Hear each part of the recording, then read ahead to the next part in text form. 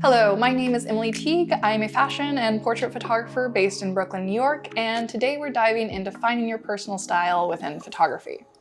This is one of the subjects that I love talking about most because for so many years I questioned what my style was, what direction my work was going in, and it's really been in the past couple of years that I finally feel really excited about knowing what my unique heart looks like and knowing exactly what I want to create now too. So a lot of the tips I'm going to be going over in this video are practices that I did to find my style, and I really believe doing these practices yourself will help define yours too. And keep in mind, style comes from inside of you. You already have everything you need to find that style based on your upbringing, early inspirations, what you're drawn towards, how you view things. The work is just discovering and identifying all of that within yourself. I'm going to start with a few very broad questions for anyone just getting started, and as I go, I'll dive into some more advanced tips and practices to really define your visual style. We'll talk about story elements, color harmonies, and a little psychology behind color and compositions, so stick around. To start very broad, what do you like to shoot? Is it people, landscapes, food, product? Try everything and figure out what you find most enjoyable. And then break that category down. If it's people that you like photographing, for example, are you most interested in portraits, fashion, photojournalism, newborns? Is it weddings? And then get even more specific within that category. So if you like photographing people, for example, and you prefer portraits, do you like posed and elegant portraits or portraits that show the authentic personalities of whoever's in front of your camera? Maybe creative portraits or portraits with environments that contribute to the story. Break down everything you enjoy most and what you're attracted to. Also ask yourself about details in that category. So sticking with portraits as my example, do you care about the clothing being worn, the hair and makeup, the location?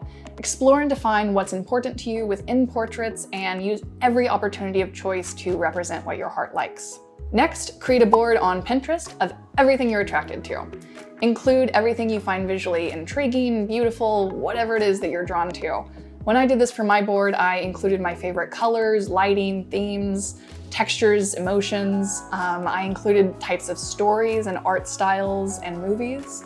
I included hair and makeup. I included locations, moods, concepts, really anything that you love, include it. And when you're done, you can go back through it and see if there's anything that you want to take away. Another practice I'd love for you to try is to write down a list of everything that you're attracted to. You can reference your mood board for visuals, but try to expand past that too.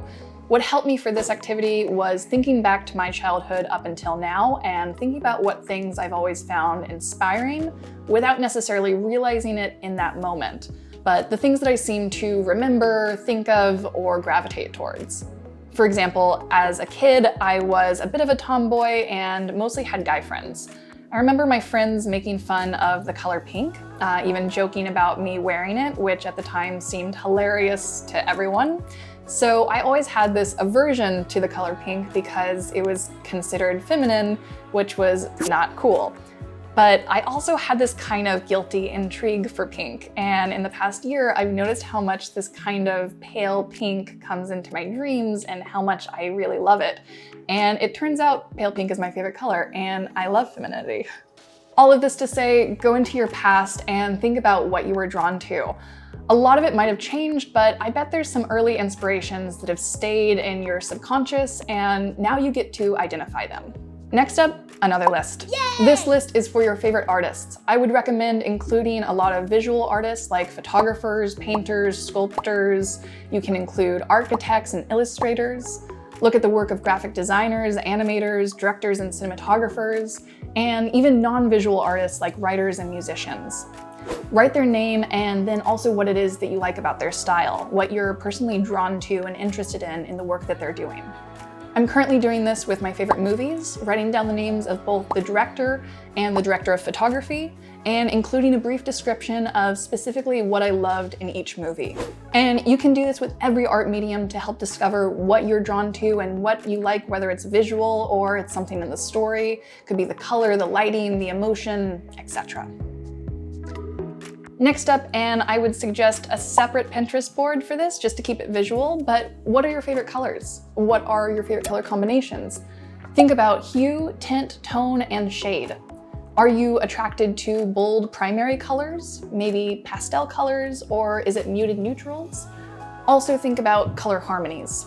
Do you like seeing analogous colors together, or maybe just complementary colors? It could be triadic colors.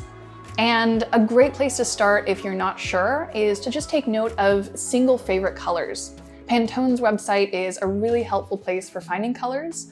And then when you're wanting to go on to exploring color palettes, Cooler's website is a really helpful place for that as well.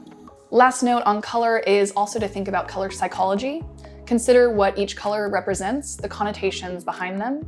We'll be going into more detail about this in an upcoming video for Adorama, but for now, as an example, red is often referred to as passionate or angry. Blue can be depressing or tranquil, and green tends to lean either towards thriving or poisonous. Colors hold all sorts of meanings that you can utilize in your images. And now let's make another board. This one is for lighting. Do you like broad lighting, short lighting, silhouettes, soft lighting, hard lighting? Does the light have color to it? Does it look cinematic where the whole scene is lit? Or is it more soft, dramatic lighting in a studio? Collecting visuals for lighting you love will really help you figure out what to study and which directions to go and explore. This next one you don't have to make a board for, but I would recommend writing this list down, and that list would be what are the emotions and themes that you're drawn to. My heart and mind gravitate towards these sort of beautiful but dark and unnerving stories, so the emotions I really love exploring are regret, cautious concern, secrets, romantic tension, identity, feeling lost, vulnerability, control, desire, and deceit. And some people might hear this list and have absolutely no desire to explore any of that. That might sound terribly depressing to them. The themes and emotions that they might be curious to explore could be authenticity, confidence, bravery, beauty, and adventure, maybe some boldness.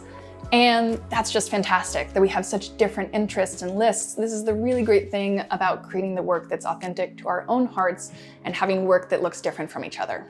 Another thing to keep in mind as you're exploring your personal style is framing and composition, which can be more than just an aesthetic choice, can also be psychological. Our subconscious perceives different shapes with different connotations. For example, triangles can represent power and strength. They're defiant and bold. They can feel aggressive. Whereas round shapes like circles can represent comfort and positivity. They tend to be non-threatening and can feel friendly and portray a sense of security.